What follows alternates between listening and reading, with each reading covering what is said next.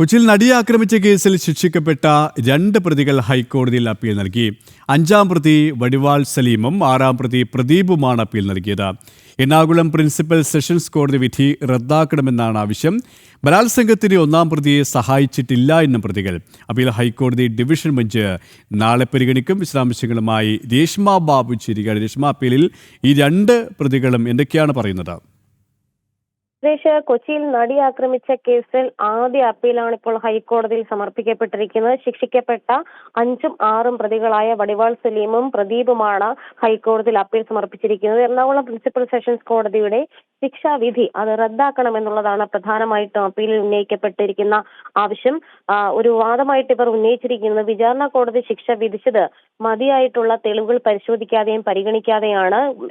മതിയായ തെളിവുകൾ തങ്ങൾക്കെതിരെ കണ്ടെത്തുവാനായിട്ട് പ്രോസിക്യൂഷന് സാധിച്ചിട്ടില്ല. ബലാത്സംഗത്തിന് 1-ാം പ്രതിയായിട്ടുള്ള പൾസ് സുനിയെ സഹായിച്ചിട്ടില്ല. പക്ഷേ കൂട്ടബലാത്സംഗ കുറ്റമാണ് തങ്ങൾക്കെതിരെ ചുമത്തപ്പെട്ടിരിക്കുന്നത്. ക്രിമിനൽ ഗൂഢാലോചനയ്ക്കും കൂട്ടുനിന്നിട്ടില്ല എന്നാണ് വടിവാൾ സലീമും അതോടൊപ്പം തന്നെ പ്രദീപും വാദമായിട്ട് ഉന്നയിച്ചിരിക്കുന്നത്. അധിക ശിക്ഷയാണ്, അതായത് 20 വർഷം കഠിന തടവും പിഴയുമായിരുന്നു പ്രതികൾക്ക് നൽകിയ വിചാരണ കോടതി വിധിച്ച ശിക്ഷ. ഈ ഒരു ശിക്ഷ ചുമത്തിയത് അത് അധികമാണെന്നുള്ള വാദം കൂടി പ്രതികൾ അപ്പീലിൽ ഉന്നയിച്ചിരിക്കുന്നതും പൾസ് സുനിയുമായിട്ട് യാതൊരു ബന്ധവും തങ്ങൾക്കില്ല, അത് മാത്രമല്ല മുൻകാല ക്രിമിനൽ പശ്ചാത്തലം തങ്ങൾക്കില്ല എന്നുള്ള വാദവും അവർ ഉന്നയിച്ചിട്ടുണ്ട്. കൂട്ടബലാത്സംഗ കുറ്റം നിലനിൽക്കില്ല എന്നുള്ളതാണ് ഈ 5ഉം 6ഉം പ്രതികൾ നൽകിയിട്ടുള്ള അപ്പീലിൽ പ്രധാനമായിട്ടും മറ്റൊരു വാദമായിട്ട് ഉന്നയിച്ചിരിക്കുന്നത്. എന്തായാലും ഹൈക്കോടതി സിംഗിൾ ബെഞ്ച് അടുത്ത ദിവസമായിരിക്കും ഈ ഒരു അപ്പീൽ പരിഗണിക്കുക. നേരത്തെ ദിലീപിനെ കുറ്റമുക്തരാക്കിയതിനെതിരെ അപ്പീൽ നൽകുമെന്ന് സംസ്ഥാന സർക്കാർ, അതായത് പ്രോസിക്യൂഷൻ വ്യക്തമാക്കിയിരുന്നതാണ്.